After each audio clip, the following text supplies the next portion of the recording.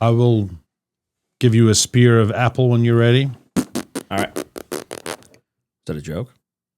No, I'll give you the spear of apple when you're ready. I'll wield the knife while you're making the cocktails. This is an appropriate place for jokes? Welcome back to another episode of Good Taste. I'm Chris Bedford here with Daniel Turner. Hello. And today is a beautiful spring day. Yeah, yeah. Well, kind of. I'm still wearing flannels, but at least when I woke up this morning, it was 42 degrees on my farm. If you walk out early, it's light jacket weather. It was miserable. Yeah, I love it. It's nice now. Yeah, I'm usually at the door around before 7. And it's cool, and that's what I like it. Yeah. It's brisk, and then in the afternoon, it's perfect drinking outside weather. Yes. And then in the evening, it's brisk. Maybe, especially this kind of weather, will keep the mosquitoes away at night. No mosquitoes yet, thank goodness. Yeah, they'll pop up in a heartbeat on a warm day. So we were just Googling how to make the connection between gin and tonic, which we're simply craving for spring. Yep. And subjects. And actually, with our combination of understanding of alcohol myths and alcohol legends and alcohol truth and what's going on in the world, we found a pretty good one. On quinine and how it was used to treat malaria. Yeah. Which I did not know. You knew that, which I find pretty impressive because you're not the smartest.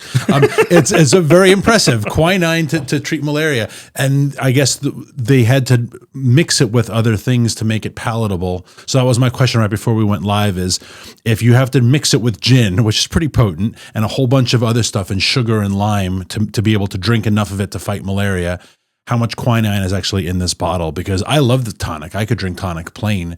So it makes you wonder if you drank real quinine, medicinal quinine. Would this be enough to ward off malaria? Probably not. But, if we make a couple of these, I bet you I won't care about malaria after a while. So I've always loved gin and tonics. I've always enjoyed them at least. But I never fell truly in love with them until we were traveling. You were with me in Scotland. And we walked into like the Holiday Inn in Glasgow. It was not a fancy place. It was like a traveler spot. It was nice. It was good. And we walk in. And there's like 50 gins behind the bar, which you don't see in American bars, period. At least not at that time, 2018 or so. And they had this Fever Tree tonic, which had not yet been released in America at any of the places I went, at least. I'd never seen it. I never saw it until Scotland. And it changed the way I drank gin and tonic completely. And it also introduced me to what we're going to do today in the British Empire and the Raj, when India was the crown jewel of the empire. They would add a little lime often to the gin and tonics to ward off also scurvy. But we have better nutrition than the British colonists. I'm not worried about scurvy. I get other things to fear. Still malaria, thanks a lot, Joe Biden. But we're going to do ours today with apple and Tuscan rosemary that Sarah grew in our garden. Which is impressive. Very nice that you bring your own herbs. I love it. I love it. I love. She does this. She's so good at it. Last year, they almost all died because it turns out some herbs like water and some don't. Some don't love rosemary, not as much. I've done gin and tonic with rosemary. I've never done it with apple as well, so I kind of am excited about the combo. I'm going to slice from this side. I sliced too early and it turned brown, so I'm going to turn around and slice on that side. Yeah, I love this. A good springtime cocktail. And I brought another thing we discovered in Scotland.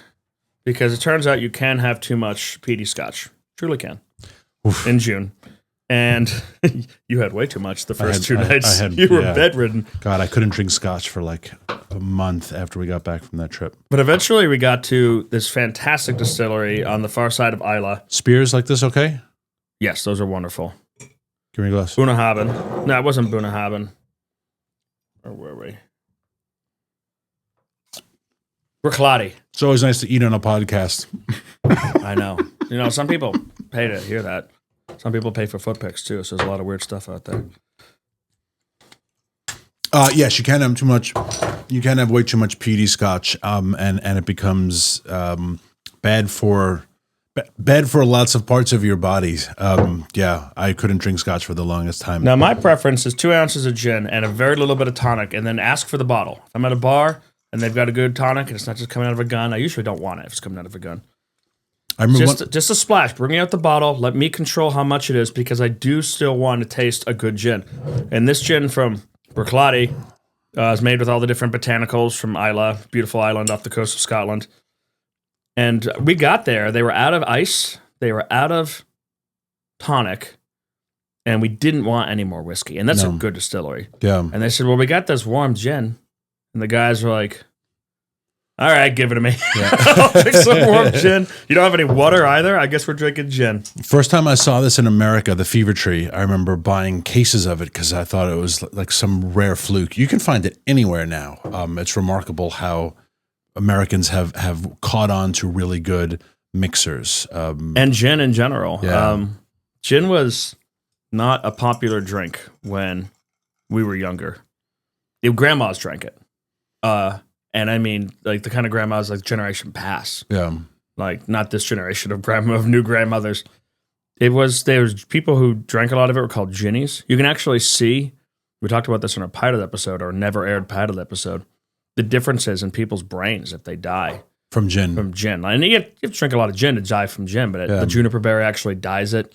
It's and I think a lot of people got really into it in service abroad with England. A lot of soldiers came back. They wanted IPA. They wanted gin. And they wanted gin. Cheers. I remember one of the things I like I like gin, period. One of the things I appreciate about gin, apple and the rosemary is a good combo. Oh, it's wonderful. Yeah. You get to eat the apple at the end? Yeah. One of the things I like about gin is I feel like it's a great equalizing cocktail or alcohol because there are certain alcohols like champagne or cognac that are predominantly for the rich, right? There's some poor people, but everyone drinks gin. Is cognac really a rich guy's drink these days? Their brand's taking a little bit of a hit. It used to be. Yeah. But is Cadillac really a rich guy's car these days? You can dress up gin with like a very fancy cocktail. It can be made very feminine, right? There are gin drinks that typically women would order. Oh yeah, you can have gin drinks that are kind of lowbrow. I'm not drinking gin with creme de violette or whatever. No, working class people. What was the one I saw that had blue curacao? It was called like the Blue Lady or the Blue and an egg white. I do love an egg white cocktail. I like egg white cocktails. It changes the whole everything. You do the dry shake form of it. Yep. I used to have them at my bar, but I got rid of them because it's messy to make. Well, I just gave you like 3 dozen eggs from my farm, and they'll be really good egg whites because next week, next week we should make an egg white cocktail, like a sour. I can do that. Oh yeah, I like a good one. A whiskey sour is a good summer drink as well. But gin is like the great equalizing cocktail. You can do lots of different things with it. It can be dressed up, it can be dressed down, it can be male, it can be female. It's everything. It's all things to all people, and it's kind of one of the things I appreciate it. But this is a great gin, especially for gin and tonic. Yeah, it wouldn't be. I mean, you could see great grandma drinking a nip of whiskey or something, but it's still considered ladylike for a woman to have a gin drink. Yeah, of any class, and it's still considered manly to walk into a steakhouse and say, "I'll have a dry gin martini, please." Like, completely. Yeah, that is an interesting aspect of it.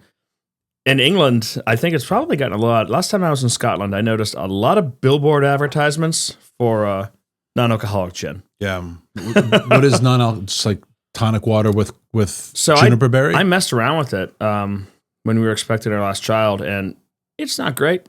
It's basically just like flavored water. Okay, juniper berry flavored. It tastes perfumed. Is the thing. It doesn't have any kind of. The closest thing I could get to non-alcoholic replacement for making a martini for Sarah was taking leftover starchy water from pasta or potato. Okay, and chilling that, which gives it a little bit more.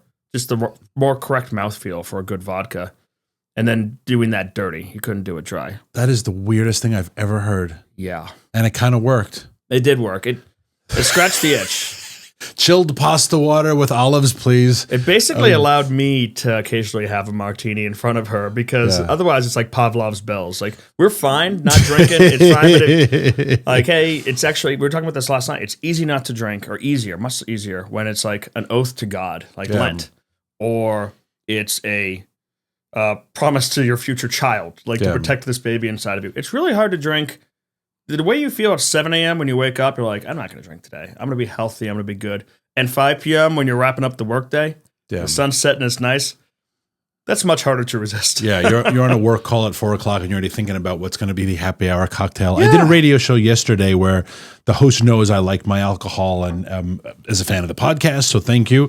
And he asked me about that moment in Kash Patel's hearing a couple days ago where I guess Senator Van Hollen was asking about his alcohol score. I guess there's a test you can take, and you check all the boxes, and you add up the score. And if it's a certain threshold, you have a drinking problem, and you don't. And Chris Van Hollen did the test, and he published it. And he was like, here's my test, Kash Patel, FBI director. I want to see your test results. And the first question was, how many drinks do you consume a week? And he wrote 2 to 3.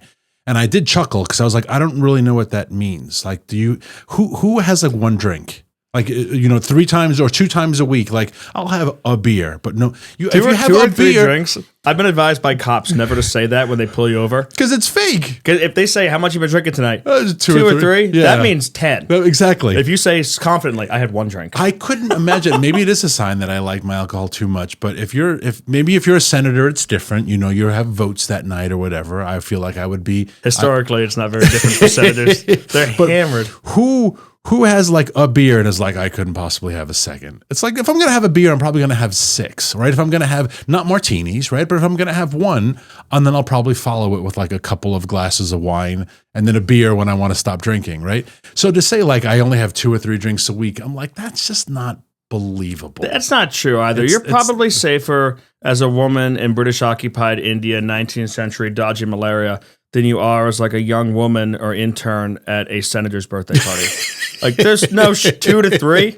See you, pal. I just don't believe that. And I also, I'm always going to push back on this notion that having 2 or 3 at night, every night, is somehow like, it is the puritanical aspect of American heritage that's still kind of in our culture. Like, we really shouldn't be drinking. What the hell does that mean? Like, we shouldn't open a bottle of wine. Why? Like, are we, again, if it's Lent, if you're giving it up for some divine reason, but just this idea that somehow drinking is bad, totally understand if you're in a position like you're on call as a doctor, or maybe you're a pilot, right? Like, yeah, there are moments that you shouldn't be drinking, but if you're just home at night and even if you're a senator, no, I don't. Again, if you don't want to, don't, but don't judge people for saying ridiculous. Like, you went to dinner that night and had 3 beers or a half a bottle of wine. Like, that's 2 glasses. Right, like we can drink a bottle of wine each right now and be totally Imagine fine. being Kash Patel. You're like, what, early 40s, and you're a single guy, and you're constantly getting questioned about your drinking habits and your sex life. Yeah. And like, you're the director of the FBI, said it confirmed. That's like a good example of sometimes the good times can last too long. Because if he was like 25 or something, then nobody would question that. 32, 33. Yeah. Nobody would question, like, oh, yeah, he's got a reputation for going out with girls and drinking a lot. He's a serial bachelor. Early 40s, director of the FBI. Yeah. People start to, and it becomes embarrassing to answer. That's it's like true. Doing coke after like habitual coke use after 35. There is a period. It's a pretty quick cutoff there. There's a period in your life, though, that you have to start not drinking privately or at home because of shame. It's just you're too old to be doing it out in public. There was an incident not long ago, not far from here, across the street, exactly, where a senator's son went after a congressman and called him all sorts of names, and he was drunk. And you say, you're too old to be doing this crap, right? Like, you're not too old to be drinking, you're not old to be having fun, but at a certain point, and that's what I think what you were getting at with Kash, you shouldn't be 45. I remember seeing. Turns out you can't go to Tune In anymore. Yeah, and talk about how the gays and the Jews are ruining the world. Without some reporter overhearing it. Where's your bar? Is that like the pub? Or where do you go? Remember the North Carolina senator? He ran for president. He was always flipping his hair. John Edwards? John Edwards. Hair. You got me with the hair. I know. I am jealous of his hair. You would see him at that Georgetown Italian restaurant. That's not Cafe Milano. I hate Cafe Milano. Sitting at the bar with a glass of white wine every night and like trying to flirt with people and trying to talk and be like, you're too old to do this crap. Like, you're allowed to drink. You're a barfly now. But you're too old to be like getting into drunk confrontations at Tune In at 1 a.m. Even for the congressman. Like, I've heard that piece of advice. What are you doing at Tune In at 1 a.m? Like, just drink at home like a normal person with your close friends. Have a cigar. Have good conversation. I tune in at 1 a.m. with the jukebox going. It is a fantastic experience. But have I aged out? We've aged out. Shoot. You haven't aged out of like Trustees, which is the local dive bar that we used to go to, like midday or even early. You go there but if it's 1:30 in the morning with a kid and like, you're getting a little too old for this. Like there's a time and a place to do everything. There's a time and a place to dress, right? It's when I see guys who are still wearing their hat backwards, and it's like, you're 45. Even on St. Patrick's Day. Stop wearing the backwards hat. You can't wear a backwards hat. You look like a douche. I'm sorry, are you Mark Wahlberg? Grow up. Be an adult. Yeah. I hate, like, stop acting and dressing and speaking. I said to my son, yo, dude, if you don't hit a home run, dude. I'm like, don't call your son dude. Like, you're a dad. Act the damn part. Call your son boy. Exactly. Boy. Yes. With the fear of God in him. Time and a place to drink, to act, to behave, to dress. These are all the things that we discuss as we get angry at the world. But I'm happy. I am very happy. I'm so happy. I wrote that in my last piece, actually. I have a wonderful piece on Substack, which I always promote. And our mutual friend edits it. And what's the name of the Substack? You can't just promote it as Substack. It's on The Capitalist. But it's Capitalist. my, and I began by saying, like, I fear that you think I'm a dark person, but I'm really not, because my pieces are pretty serious. But like, if you read only that and you didn't know me, you'd think that this guy hates the world. He's angry. It's like, no, I'm not. I'm a really happy guy, But there are just certain things that you have to say. There are like, dark clouds. Don't wear your backwards hat, dude. You're 45. Just dress act your age. No one takes you seriously. You know who's become one of my favorite curmudgeons is the actor Hugh Grant, the British heartthrob. Yeah. I see him coming across, and he'll just go through lists of things he hates. He's like, great. I hate backpacks on adult men. I hate water bottles. Why am I packing a water bottle for my child for school every day? And just going on, like, I need to start keeping lists. Like, he's become very good at it. My kids are trekking water all across London. There's water everywhere. There's also that weird belief, though, that people I don't drink tap water, which I don't understand. I have a little Brita filter, but mostly because I just keep it cold. I've become more suspicious of tap water. I haven't. So this morning, I just drink it. Well, I have a well on my farm, but I just drink. That's nice. I drink what comes out of the faucet. How nice for you. I know.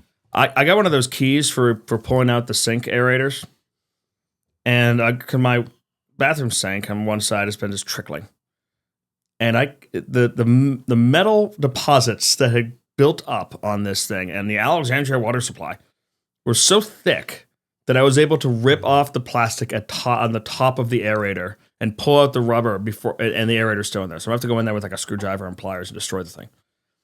And I do think that if it does that to like my faucet, should I be putting it in my body all the time?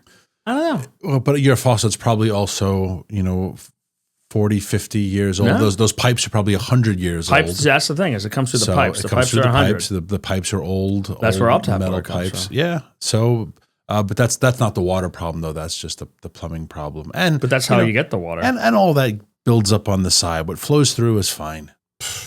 It's fine. It's fine. Just drink it. Be a man. Drink the damn water. I would like tap water that gets rid of some of the women's products and the birth control and things like that. There was a Democratic senator who was talking about it to the EPA guy, Zeldin, earlier this week.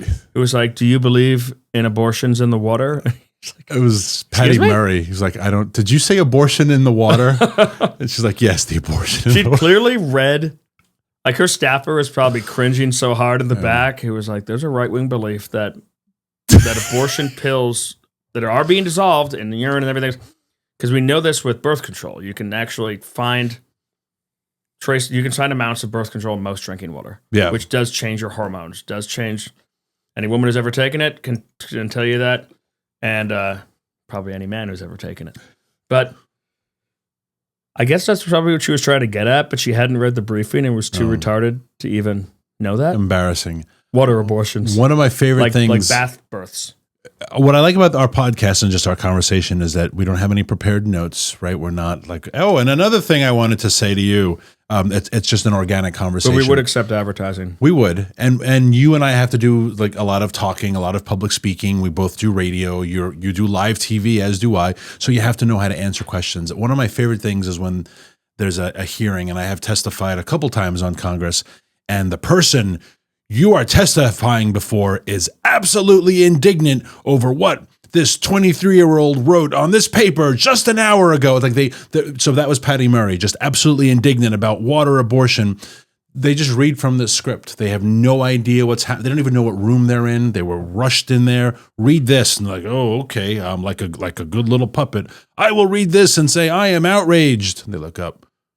I am outraged that you are. The whole thing is just scripted. I wish Congress would pass a rule that bans cameras in congressional hearings. Like the Supreme Court, there could be audio. If you really, really wanted to attend, you can go in person. They're open to the public. You can go and get a seat. But there's the fact that they are for the camera because everyone is cutting little ads. Worse. They're all trying to get on MSNBC on the left or Fox on the right.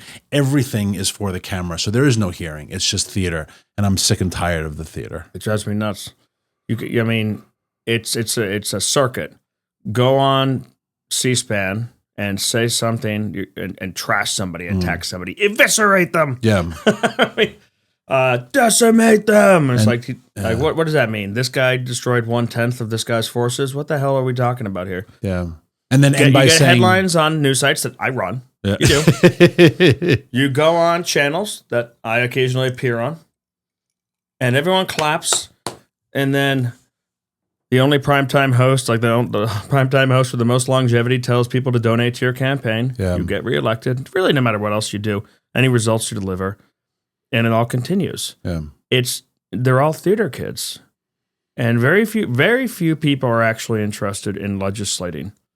And it's a problem. Yeah. And there's no the point of a congressional hearing at this point is lost because there is no hearing. There's just 5-minute speeches because everyone has 5 minutes. You as the witness have 5 minutes opening statement, and then you have to be there to respond, and you just sit there. You go hours without getting asked a question. And it's just, no one wants to hear what you have to say. We constantly just interrupt you, reclaiming my time. And then you have to end by saying, and I think you should resign if it's a cabinet member. I think you should resign. And oh, thank you very much. Thank you. It's just, and when it's Democrats talking about how they hate MAHA and Bobby Kennedy, or when it's Republicans questioning Democrats about unlawful military actions, that's like when the charade is the most obvious. Like, you guys love Bobby Kennedy and MAHA. Yeah. You guys love unlawful military actions. Why don't we all just come together? Yeah. It's funny you mentioned Bobby Kennedy. When I'm on the road, and I'm on the road quite a bit, I watch the show Shark Tank a lot because I feel like it's my ground. Like watching Shark Tank in Utah or Wyoming or Alaska, I kind of feel like I'm home. So like it's my uniting thing. And I think the show is kind of interesting. Don't like all the judges. And I saw a repeat version of 2024. It was early 2024, and it was Schwarzenegger Kennedy, Maria Kennedy Shriver Schwarzenegger, whatever her name is, the one who was married to Arnold Schwarzenegger before the nanny, yes, or the maid, and it was for a protein bar, but all the proceeds went to Alzheimer's research. And she gave this very impassioned speech about how her dad, Sergeant Shriver, died of Alzheimer's. Brilliant mind.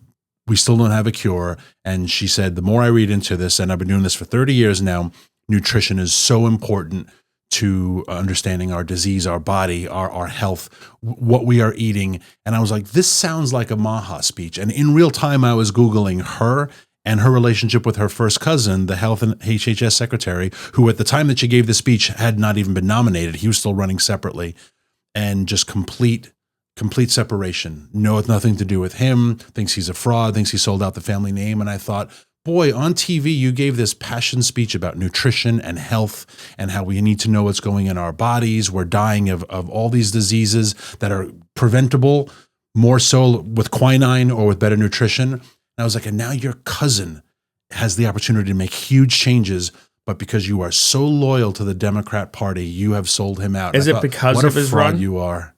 I'm sorry? Is it because of his run? Because I could see, for example, not talking to a cousin about my shared interests in nutrition and health if my cousin was such a drug-addicted fornicator that my sister-in-law had hanged herself in the barn. Like, I could see being like, not being like, but we have so much in common about health nutrition bars. Like, I'd be like, yeah. I could see that. Yeah, that's a problem. But a lot of the Kennedys turned on him because he was not running as a Democrat. Yeah. And that was stupid. That's stupid. And he sold out the family name or whatever. There's only so many incidents you can have with dead roadkills, private parts, or elephants or different things like that. Weird wildlife incidents too, before I would tell my kids to stay away from you. Yeah, but what's that, if we actually believe that Frederick Douglass quote, which I don't know, maybe we don't believe it, that one that I'll unite with anyone to do good.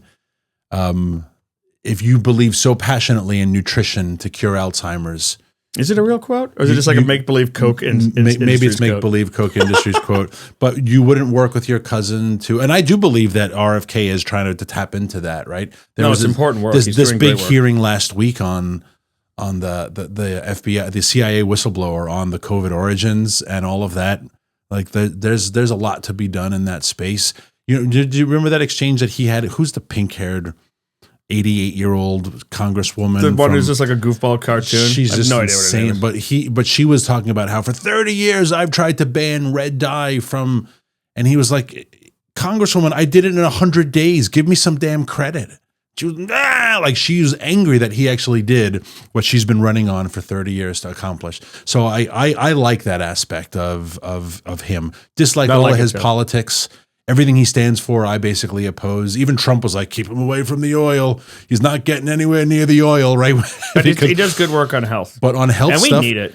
We are fat, dumb, sickly, addicted to pills. We are such an unhealthy country. It is mind-boggling. I feel really bad about how much crap I gave to Michael Bloomberg for banning big gulps. Yeah. I feel stupid. I feel like that was so stupid. I was like, what better example of dumb partisanship? You'd say, give me my big gulp or give me death. Pry it from my cold dead fingers. I've almost never seen somebody drinking a big gulp who I didn't want to slap it out of their hand. No.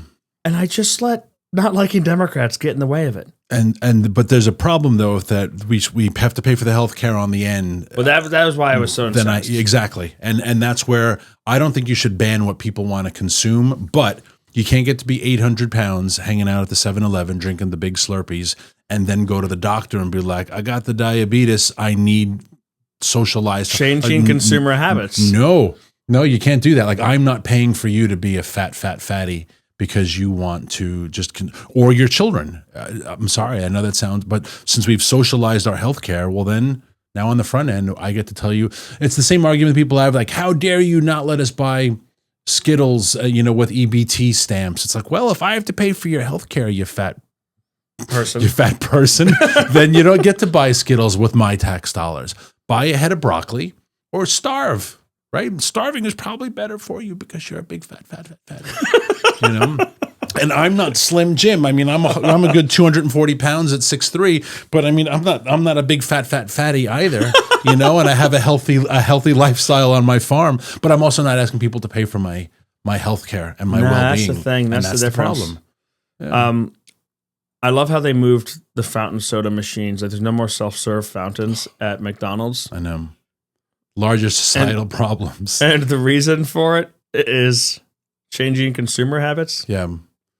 That's it. That's a good. Is that why? That's a good expression. Imagine, I had to put bars on my windows because of changing consumer habits. The vice president of whatever sat down with the comms team and the VP of whatever to be like, I need listen, you F-tards, I need a phrase right now. And they whiteboarded it and they were like, boom, changing consumer habit. There it is. There's the phrase.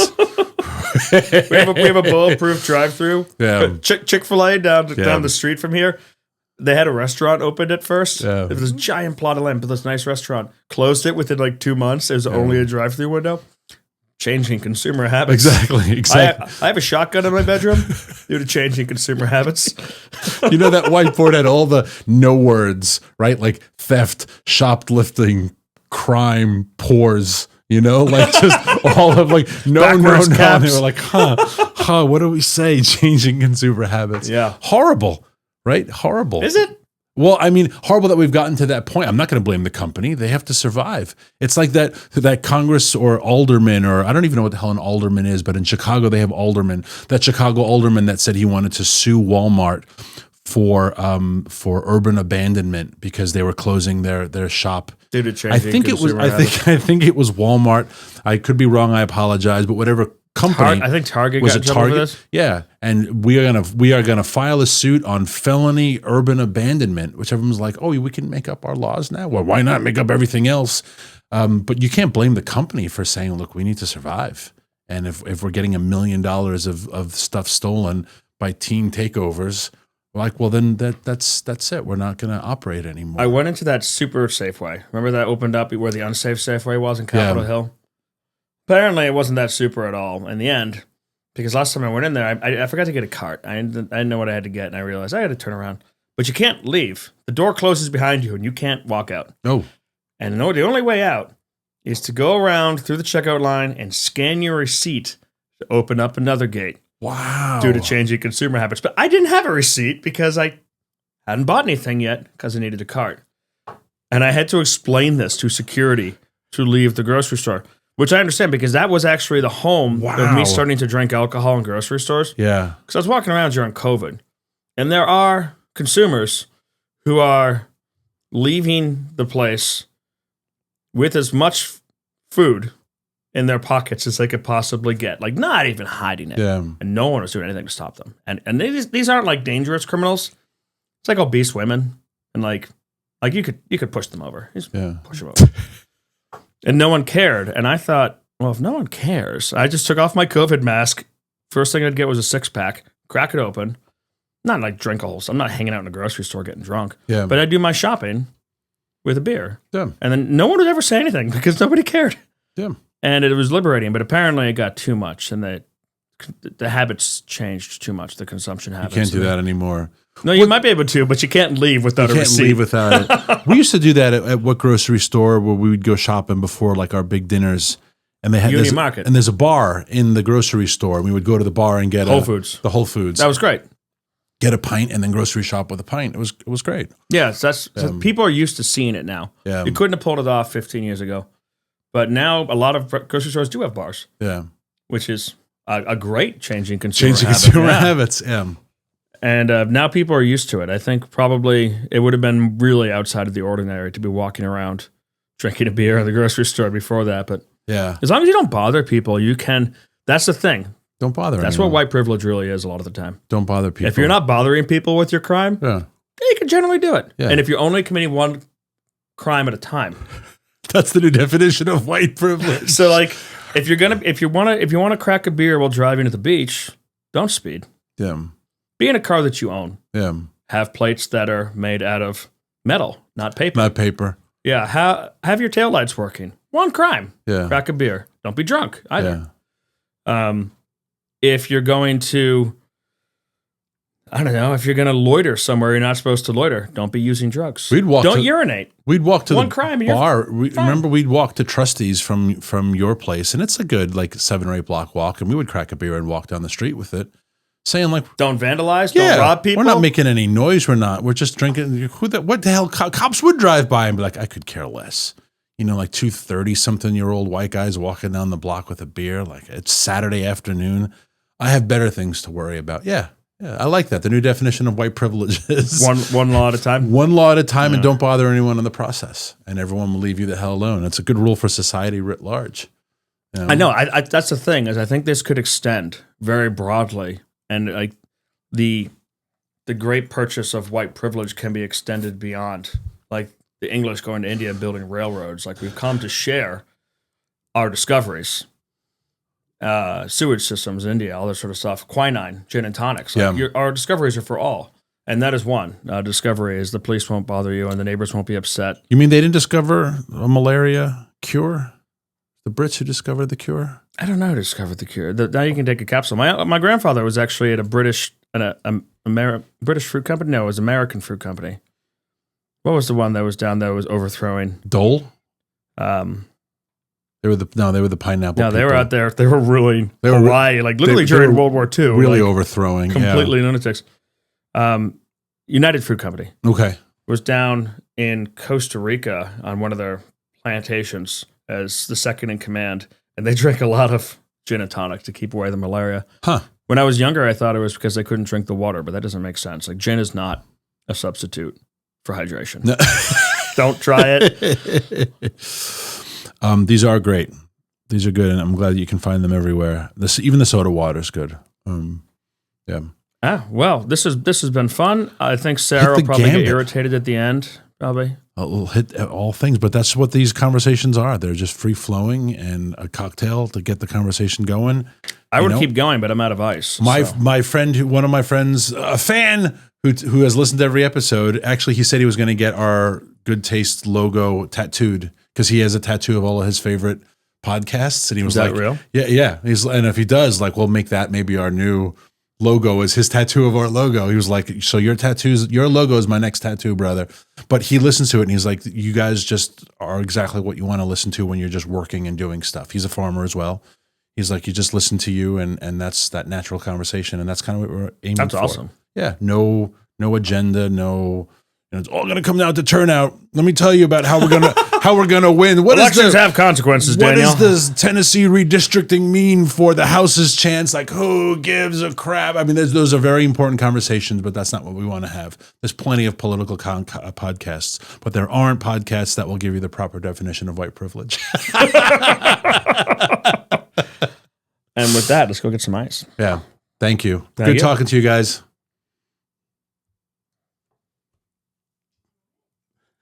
It's a funny fucking show.